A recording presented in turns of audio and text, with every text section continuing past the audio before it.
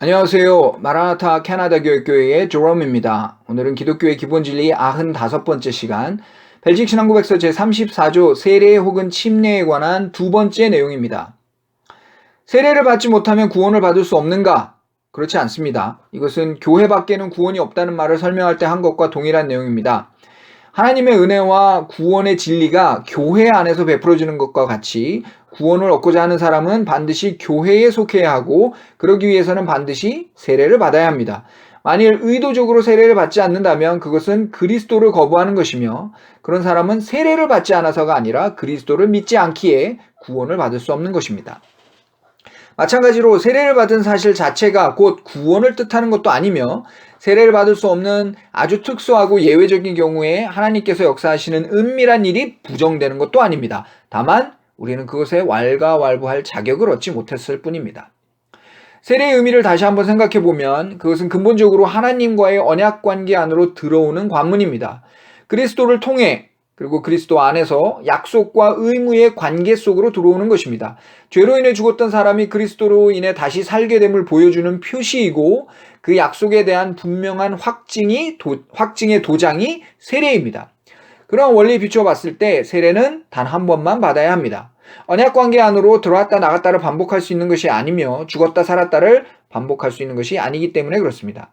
그리스도를 알지 못한 사람은 아담과 자신의 죄 가운데서 영원한 죽음에 처해지고, 그리스도를 얻은 사람은 영원한 생명에 이르기 때문에 세례의 효력은 순간적인 것이 아니라 그 사람의 전생에 미치는 것입니다. 따라서 세례를 다시 주거나 하는 일은 세례의 의미를 올바로 이해하지 못한 심각한 오류입니다.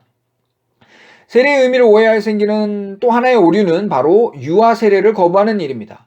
유아 세례를 반대하는 사람들은 신약 성경에 유아 세례를 주라는 말이 나오지 않는다는 주장을 가장 전면에 내세웁니다. 그러나 이런 논리는 반대로 성경에 유아 세례를 주지 말라는 말도 나오지 않는다는 정반대의 논리를 불러일으키는 다소 유치한 발상입니다.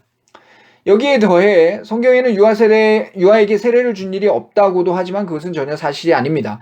신약성경 사도행전 2장에 보면 예수님의 사도 베드로가 예수님을 하나님께서 보내신 구원자로 설교하자 주변에 있던 사람들이 이 말을 듣고 마음에 찔려 베드로와 다른 사도들에게 물어 이르되, 형제들아 우리가 어찌할꼬 하고 물었습니다. 이에 베드로는 답하기를, 너희가 회개하여 각각 예수 그리스도의 이름으로 세례를 받고 죄사함을 받으라.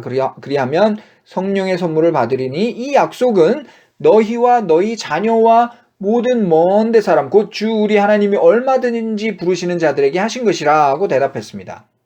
사도 베드로는 이 약속, 곧 그리스도를 믿으면 그 구원의 선물을 받는다는 하나님의 약속이 너희와 너희 자녀, 그리고 하나님이 얼마든지 부르시는 자들에게 주신 것이라고 선언합니다.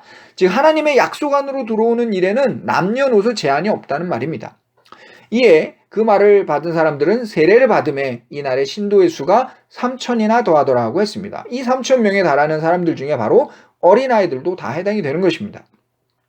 이 밖에도 사도행전 16장에는 루디아라는 여성과 그의 온 집이 다 세례를 받았다고 했고, 바울을 지키던 감옥의 간수도 주 예수를 믿으라 그리하면 너와 내 집이 구원을 받으리라는 바울의 말을 듣고 온 가족이 다 세례를 받았다고 했습니다. 이 사람들의 온 집과 온 가족의 어른들만 해당된다고 보는 것은 너무 지나치고 근거 없는 억측이겠죠.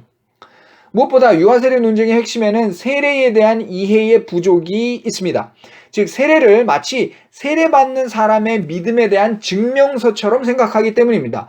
나의 죄를 회개하고 예수님을 구원자로 믿습니다라고 하는 한 개인의 의지적인 고백에 대한 인증서나 증명서로 세례를 베푸는 것처럼 생각하는 것이 가장 큰 실수입니다. 그러나 이것은 세례의 초점을 그리스도의 은혜가 아닌 고백하는 자 개인의 믿음으로 옮겨버리는 크나큰 오류입니다. 왜 세례받은 사람에게 꽃다발을 주고 있는지 한번 생각해 보십시오.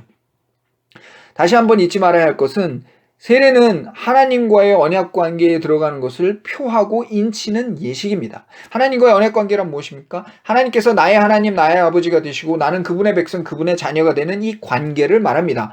본래 아담이 맺었던 이 관계는 불순종의 죄로 깨져버렸고 인간은 스스로의 힘으로 다시 이 관계를 회복할 수 없었습니다. 이 깨진 관계를 회복시켜 주시기 위해 그리스도께서 오셨고 우리 대신 희생하심으로써 우리의 죄를 용서하셨으며 비로소 우리가 그분의 희생 안에서 다시 하나님과 관계를 맺을 수 있도록 하신 것이 바로 언약입니다. 따라서 이 언약 관계는 오직 그리스도의 희생만으로 다시 회복되는 것이고, 또한 그리스도의 그 희생의 은혜를 굳게 붙들고 있을 때만 지속되고 유지되는 것입니다. 그것이 바로 그 언약 안에 포함된 하나님의 약속이고 또한 우리의 의무입니다. 이 약속과 의무, 즉 그리스도만을 붙들고 살 때 영원한 구원을 주신다는 이 언약은 성인들에게만 허락된 것이 아닙니다. 성경의 말씀처럼 너희와 너희 자녀, 그리고 우리 하나님이 얼마든지 부르시는 자들 모두에게 허락된 것입니다. 따라서 신실한 믿음의 가정에서 그 자녀들에게 하나님과의 이 언약 관계를 표하고 인치는 일은 오히려 선택이 아니라 의무입니다. 세례의 기원인 구약의 할례 역시 궁극적으로 그리스도의 피를 바라보도록 한 약속이었고, 그렇기 때문에 어린아이들부터 할례를 받게 했습니다. 이처럼 세례와 할례는 동일한 원리 위에 있는 것이고, 그렇기 때문에 성경은 신약시대 신자들의 세례를 그리스도의 할례라고도 불렀습니다. 감사합니다.